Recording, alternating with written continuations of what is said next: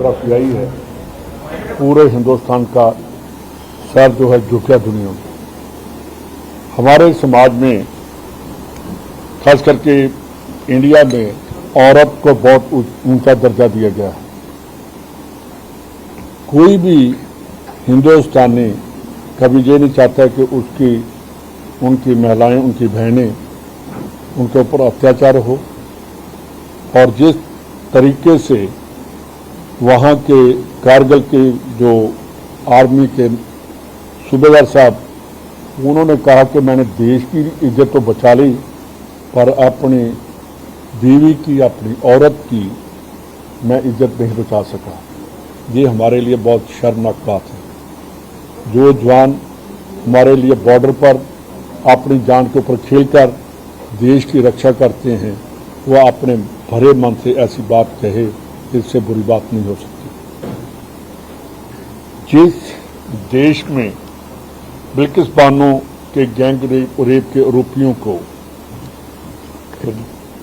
रिहा करवाया जाता है, जिस देश में ब्रजभूषण जैसे मेंबर पार्लियामेंट के ऊपर आरोप लगते हैं, जो सरकार उनको बचाती है, तो बहुत मेरे ख्याल है कि ऐसी सरकार पहली होगी देखी कि राज्य सरकार भी ऐसे नहीं करती जो वहाँ हुआ। 33 लाख लोगों की जो मणिपुर है, 33 लाख उनकी पॉपुलेशन है, उनके ऊपर पैरामिलिट्री फोर्सेस की कोई तकरीबन 1 लाख आज वहाँ डिप्लॉय किए हैं। अनऑफिशियली पता नहीं कितने किए हैं। अगर उनकी इतनी डिप्लॉयमेंट के बाद भी वहाँ होते हैं, तो इसका मतलब सरकार, वहाँ की जो डबल इंजन सरकार है, तो ऊपर भी बीजेपी, नीचे भी बीजेपी, तो वो नहीं कुछ करना चाहती। तो ऐसी सरकार को, ऐसे चीफ मिनिस्टर को, इनको पहले दिन ही डिसमिस कर देना चाहिए था। प्रधानमंत्री जी के पास मन की बात के लिए टाइम है। एनसीपी जो वहाँ की हमारी नेशनल कॉन्फ्रेंस है पार्टी महाराष्ट्र की, उसको तोड़ने के लिए टाइम है। एनडीए की मीटिंग के लिए टाइम है, चुनावी रैलियों के लिए समय है, पर उनके पास मणिपुर के लिए कोई स्टेटमेंट देने के लिए टाइम नहीं है। वो उस टाइम दिया जब सुप्रीम कोर्ट ने इंटरवीन किया। मणिपुर घटना बहुत शर्मनाक बात है। आप जिस बात के लिए मैं वह आता हूँ, पहले मैंने ये बता दिया कि ऐसी बात हिंदुस्तान के इतिहास के लिए एक कलंकित बात है। हमारे कल जो मणिपुर के ऊपर बात चल रही थी, क्योंकि राहुल जी आप गए, इनको रोका गया, इनकी गाड़ियां रोक ली, फिर वो कहा गया कि उनके ऊपर जो मणिपुरी हैं, उन्होंने उनको अंदर आने नहीं दिया। फिर लाइव जो वहाँ मोबाइल पर आई बात, कि वहाँ के लोगों ने आगे होकर बताया कि हमारे साथ क्या बदसलूकी हो रही है, कैसे हमें तशद्दुद किया जा रहा है हमारे ऊपर। और चीफ मिनिस्टर का कहना है कि ऐसे तो 100 केस हो जाते हैं, तो ये बहुत बुरी बात है। तो कल विधानसभा में हमारे मंत्री जी कल फूड सप्लाई मंत्री बोल रहे थे, उन्होंने मंत्री ने उसके ऊपर मणिपुर के इस इंसिडेंट के ऊपर के बहुत शर्मनाक बात है। तो हमारे एक मंत्री जी उन्होंने उठकर कहा कि मणिपुर को छोड़िए, राजस्थान की बात करिए, जैसी उनकी भाषा थी।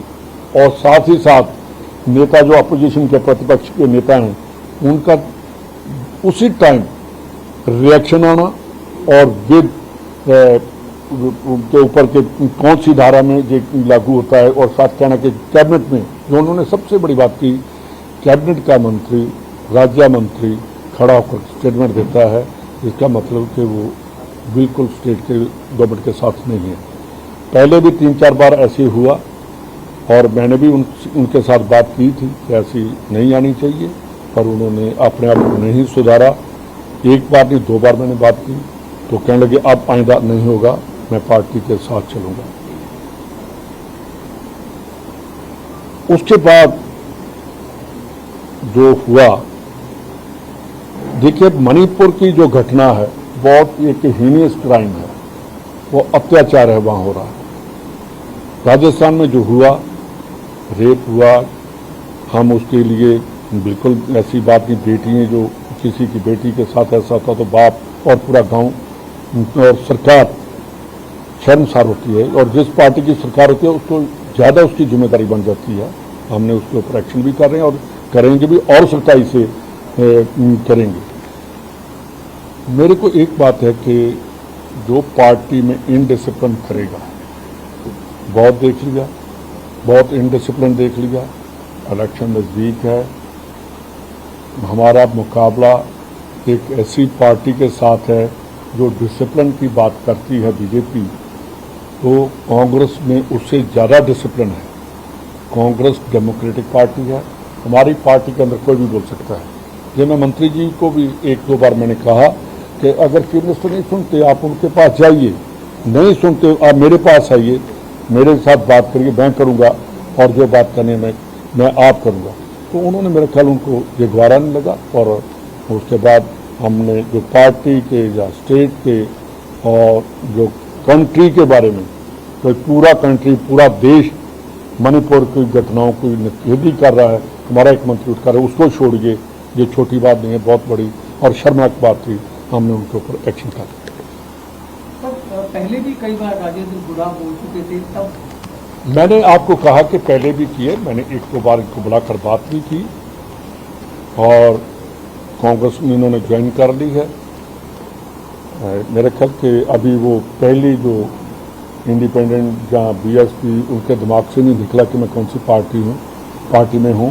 कांग्रेस की एक डिसिप्लिन पार्टी है, और अंदर बैठकर हम डेमोक्रेटिक वे से, डेमोक्रेसी है, कोई भी बोल सकता है, उसका हम जवाब भी देते हैं, और बार बार इनडिसिप्लिन करना, इसका मतलब एक्चुअल उनकी हैबिट हो गई है कि पार्टी को नीचा दिखाना, जब पार्टी को किसके साथ। एक बात और मैं आपको बताना चाहता हूँ, प्रधान जी आप भी नोट करिए कि उससे पहले और उसके बाद जो नेता प्रतिपक्ष ने एकदम अपना रिएक्शन दिया और नाम लेकर दिया, उसकी हम जांच करेंगे कि कहीं दोनों की साठ-गांठ तो नहीं, वो हम देखेंगे। और मैंने इनको मैं अभी कहा कि उसके बारे में भी हम डीपली जांच करें। सर, आज दिव्या वदेरणा आपसे मिली थी, हालांकि दिव्या वदेरणा ने विधानसभा के अंदर तो नहीं, लेकिन खुद उन्होंने जिस तरीके की बात की, आपको लगता है वो भी पार्टी लाइन से देखिए जो मैं भी जब पहली बार एमएलए बना तो छोटी एज में बन गया, तो अब जो नौजवान लीडर होते हैं बहुत सेंसिटिव होते हैं,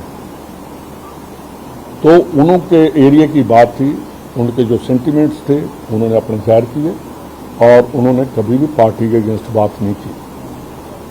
और एक बात, मदेरणा का परिवार कांग्रेसी परिवार है, और उसने कभी ऐसा पार्टी के अगेंस्ट कोई बात नहीं की जो उनके ऊपर मैं कहूँ कि आपने जो बात करते। हाँ, उनके मन की बात है, उनको हर्ट हुआ तो उन्होंने अपना, इसलिए मैंने कहा कि कांग्रेस पार्टी बड़ी खुली किताब है, कोई भी कह सकता कि मेरे साथ जो जाति हो रही है, मेरे वर्कर के साथ हो रही है, अध्यक्ष जी के अगर एरिया में होगी तो ये भी उसके साथ बैठेंगे।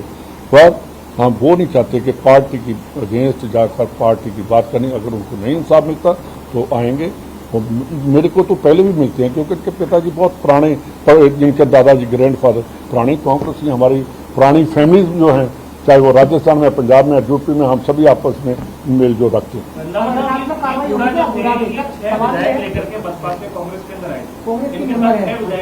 अशोक गहलोत की जब वो जयपुर पार्टी गए थे, झुंझुनू में इनके बेटे का जन्मदिन था, तो गहलोत साहब ने कहा था ये गाड़ी में कूड़ा नहीं होते थे, आज में इस जगह नहीं होता हमारी सरकार में।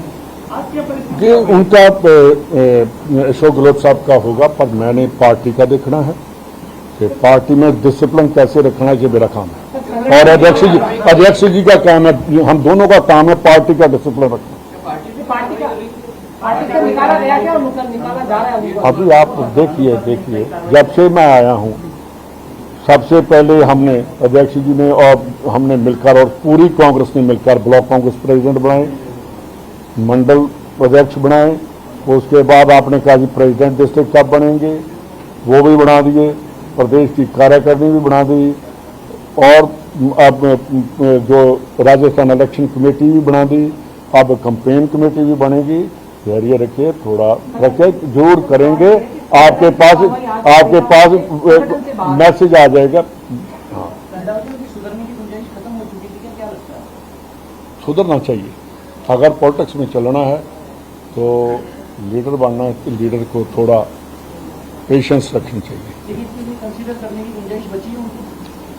देखिए, आप अगर वो सॉरी करेंगे अदरवाइज जो पार्टी के अगेंस्ट चलेगा। कांग्रेस एक ऐसी पार्टी है, पुरानी पार्टी है हमारी। मैं दोबारा आपको एक बात कहता हूँ कि कांग्रेस पार्टी में उन आदमियों की ज़रूरत है जो कांग्रेस की आइडियोलॉजी को अडॉप्ट करते हैं। जो हमारी जो पुरानी कांग्रेस चली आ रही है उसके ऊपर चलना होगा। जो नहीं चलेगा उसके लिए जो राहुल जी खड़गे जी की विचारधारा है हम उस पर चलेंगे। जो उस पर नहीं चलेगा वो कांग्रेस में उसके लिए कोई जगह नहीं। सरकार का कॉल था या आपके कहने पर ये एक्शन हुआ था, जो बर्खास्तगी का एक्शन था? देखिए कि हमारे कलेक्टिव जो है डिसीजन है। उसके बाद में AIMIM के असदुद्दीन ओवैसी से पिछले दिनों राजेंद्र गुड़ा की मुलाकात। आप एक बात कह रहे हैं, मैं जब से मेरे टाइम में 5, 7, 8 बार ऐसा हो गया है तो अगले आदमी को सुधरना चाहिए। जो हमारी पार्टी के जो ऐसी बात करते हैं उनके साथ बैठना हमारे लिए ठीक नहीं। बाकी जो बसपा से आए हुए विधायक हैं वो रहेंगे पार्टी के साथ, तो उनको कोई प्रॉब्लम ही नहीं है। लेकिन उनको कोई प्रॉब्लम ही नहीं है। गुड़ा साहब ये अगर होती तो कल इनके साथ ना बैठते वो। गुड़ा साहब ये बोल रहे कि मैंने सच बोलने की सजा पाई है, मेरा 5 साल जो पार्टी ने और सीएम साहब ने प्रयोग कर लिया, और अब जब सच बोल रहा कभी कोई प्रयोग आप चैनल से हैं तो आपका कोई ऐसे प्रयोग कर लेगा अगर आपका मन ना हो। ये बात गलत है।